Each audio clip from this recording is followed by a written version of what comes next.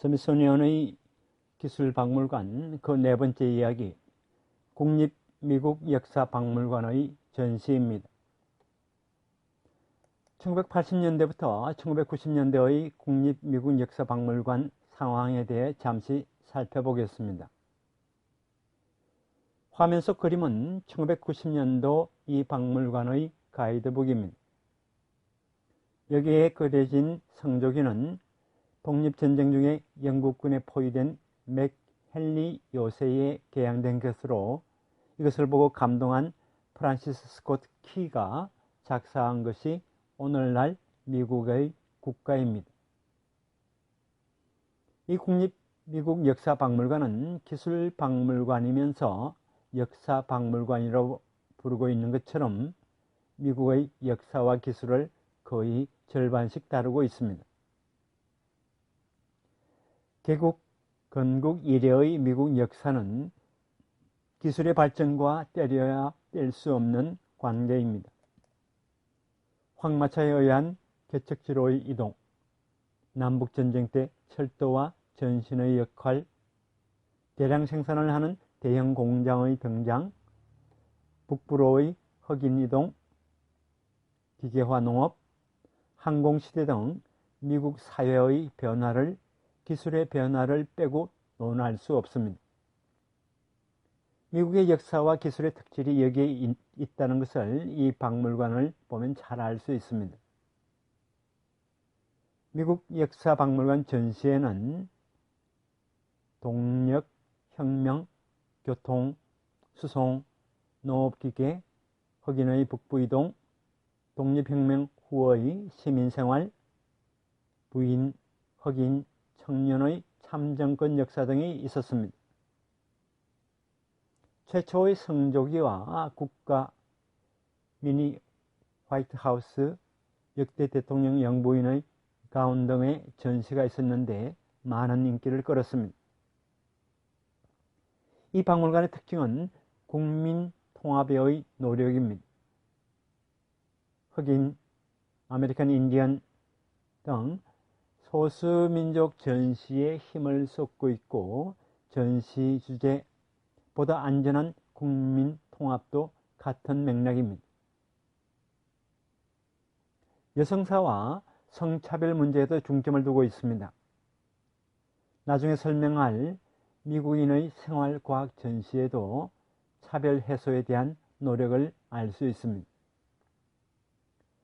스미소니언의 자연사 박물관 전시에서도 과학기술과 사회와의 상호작용에 대해서 관람객에게 생각하게 하도록 하고 있습니다.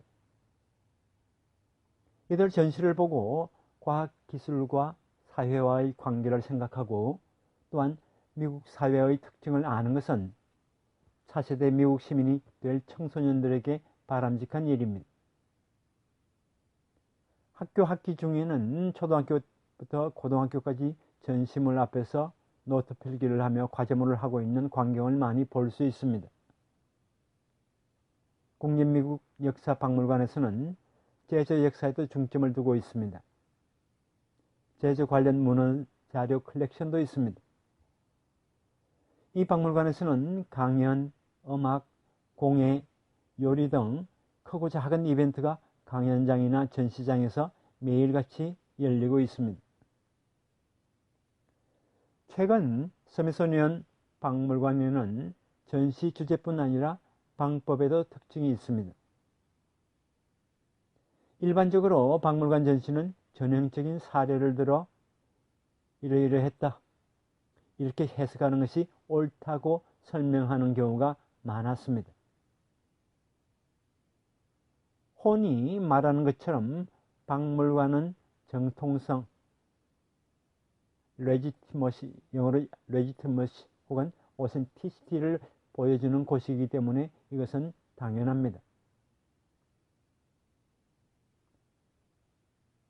과학기술박물관에서는 보통 최신 과학기술상과 여기에 이런 정통 역사가 이야기되곤 합니다.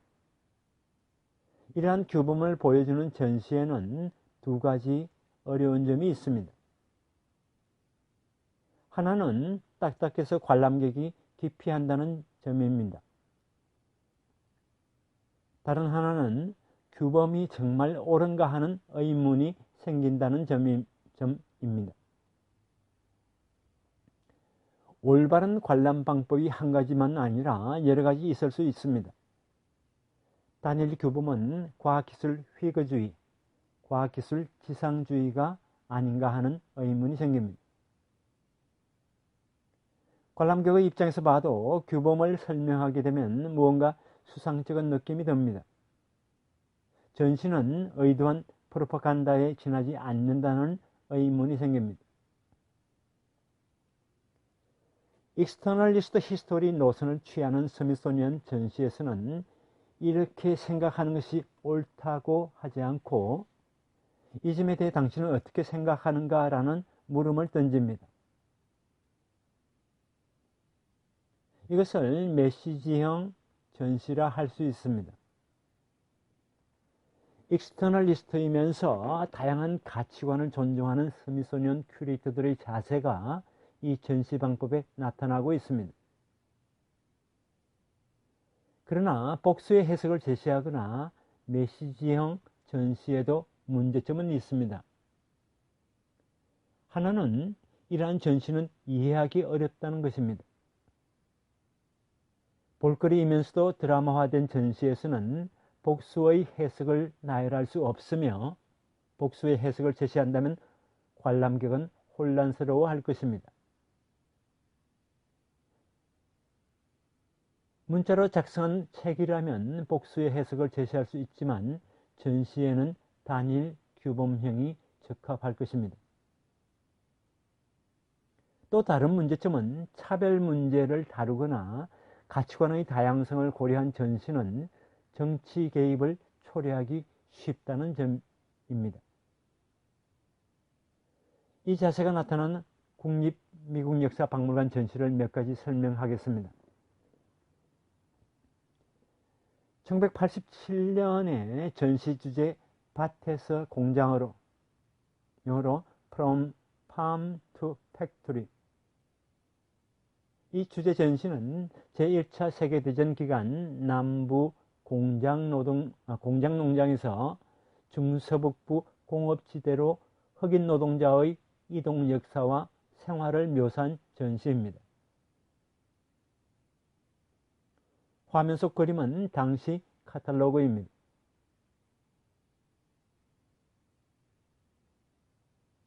이민의 나라인 영어로 Nation of Nations인 미국이 앵글로색슨계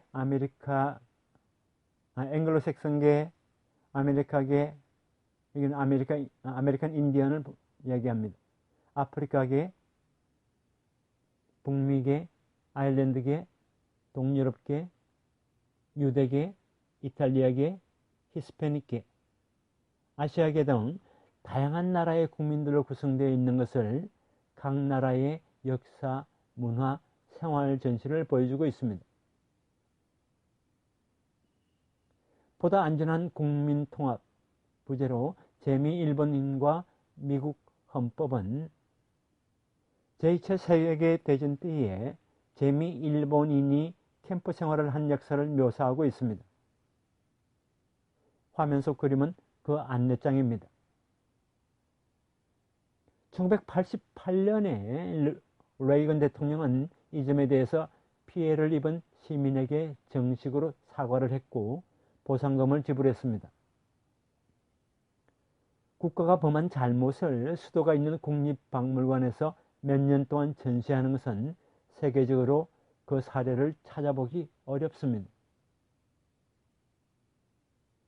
독가스 개발이나 세균 병기 개발과 인체실험 전시를 독일 박물관이나 동경 국립과학박물관에서 개최한다고 하면 상상이 될지 모르겠습니다. 아마 상상이 안 될 겁니다. 1992년에는 국립미국역사박물관에서 제1일본인 강제이주 50주년 심포지엄이 개최되었습니다. 화면 속 그림은 당시의 가이드북입니다. 이러한 노력이 필요할 만큼 미국인의 분열이 심각했던 것일까? 국립미국 역사박물관은 이 분열 회복에 전력을 기울이고 있습니다. 미국이 자유, 공정, 민주주의 등의 이념을 세계를 향해 주장하기 위해서는 차별 외에 자신들의 불공정 역사를 되돌아볼 필요가 있다는 것인지도 모르겠습니다. 미국 내의 다민족과 관련해서 재미일본인 박물관이 있다는 것을 소개해 두겠습니다. 이 박물관은 비영리 법인이고 LA에 1992년 세워졌습니다. 화면 속 그림은 당시 신문기사입니다. 차별을 없애기 위한 스미소니언의 자세는 다른 전시에서도 나타납니다. 전시 주제 텍사스의 멕시코 문화. 텍스는 텍사스 문화와 생활을 묘사하고 음악이나 음식을 통해 멕시코와 텍사스 문화가 미국인의 일상적 존재임을 전시하고 있습니다. 1990년대 전시 사례로서 전시 주제 정보화 시대 부제로 사람들, 정보, 기술, 영어로 Information Age, People, Information and Technology를 소개하겠습니다. 화면 속 그림은 당시 안내장입니다. 여기서도 과학기술 발달의 발자취를 전시하기보다도 과학기술이라는 존재와 정치, 경제, 사회, 문화, 시민생활과의 상호관계를 전시하고자 했습니다. 여성사도 다루고 있습니다. 정보화 시대에서는 전신전화기술, 무선기술, 전자응용기술, 방송기술, 컴퓨터 기술의 물품을 나열하는 것뿐만 아니라 비디오 디스플레이를 많이 사용해서 이들 물품이 움직이고 사용되었던 모습을 보여주고 있습니다. 전기통신 정보와 사회와의 관계를 제시하고 관람객 한 사람 한 사람이 어떤 사람, 예를 들어 기술자, 발명가, 기업가, 정치가, 정보산업 노동자 혹은 일반 소비자라 하더라도 전시에 의미가 있는 것처럼 멀티플 인터프리테이션이 가능하도록 구성했습니다. 이 전시에서는 컴퓨터 시대의 도래가 두 가지 흐름으로 제시되고 있습니다. 하나는 전기통신의 흐름이고 다른 하나는 통계 처리와 데이터 처리의 흐름인데 양자가 제2차 세계대전 후에 합류해서 컴퓨터리제이션이 시작되었습니다. 전시에서는 이들 흐름이 미국 사회를 어떻게 변화시켜 왔는지를 제시하는 데에 힘을 쏟았습니다. 전화 교환을 비롯해서 구슬 녹음기를 들으면서 하는 필기, 타이핑, 펀치카드 등 이러한 것들은 여성들에게 새로운 직업을 가져다 주었습니다. 전시에서는 국세조사의 키펀치인 여성 마네킹 인형이 있습니다. 전개기술이 여성의 일자리를 창출하고 여성 해방에 관계한 점은 그의 기술과 비교하면 주목할 만한 특징입니다.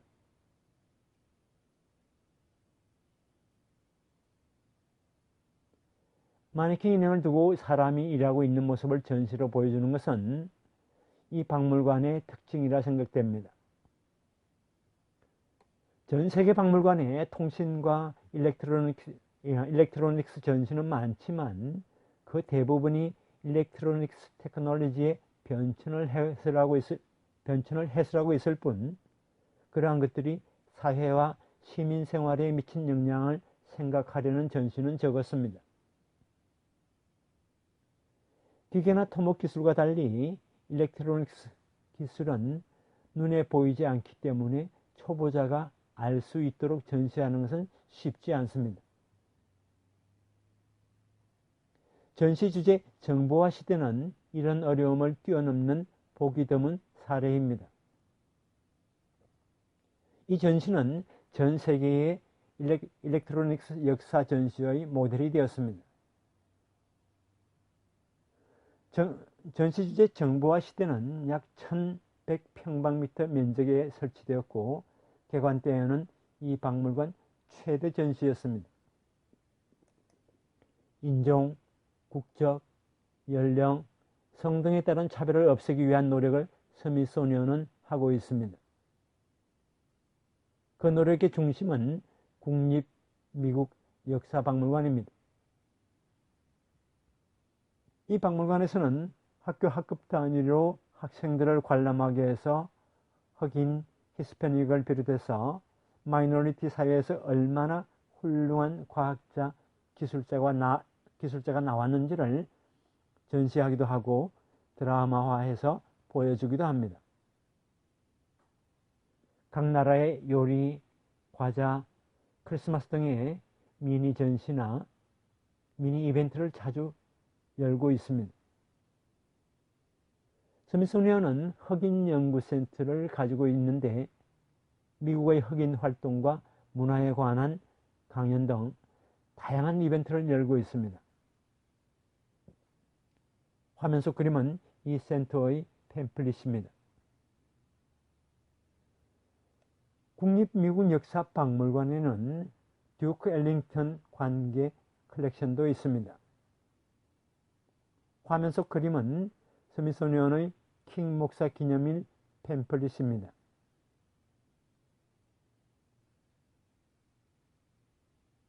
다양한 나라의 인물을 배치시키거나 하는 것은 스미소니언이 인종차별 해소에 노력하고 있음을 알 수 있습니다. 스미소니언 이외의 박물관에서도 흑인의 기여, 여성의 기여 등이 강조되고 있습니다. 시카고 과학산업박물관의 사례는 앞에서 이야기했습니다. 앞으로 이야기할 스미소니언의 국립항공우주박물관에서는 미국의 영광에 중점을 두고 전시를 하고 있지만 여기에서도 최초의 흑인 비행사 같은 전시가 있습니다. 화면 속의 보스턴 어린이 박물관은 놀이터 도스코너 등이 있는 즐거운 박물관입니다. 아메리칸 인디언의 생활과 문화라는 주제 전시, 톰 소예와 허클베리 피는 인종차별인가라는 코너가 있는 등 편견 없는 시민을 육성하기 위해 많은 노력을 기울이고 있습니다. 워싱턴 DC 해군 기지 내에 있는 해군 박물관에서도 미국 해군의 흑인 존재라는 전시가 있었습니다. 화면 속 그림을 참조해 주시기 바랍니다. 1812년 영미전쟁에서는 해군 하사관 25% 정도가 흑인이었습니다. 페리 제독이 1853년에 일본에 갔을 때 흑선의 수병 중 2명은 흑인이었습니다.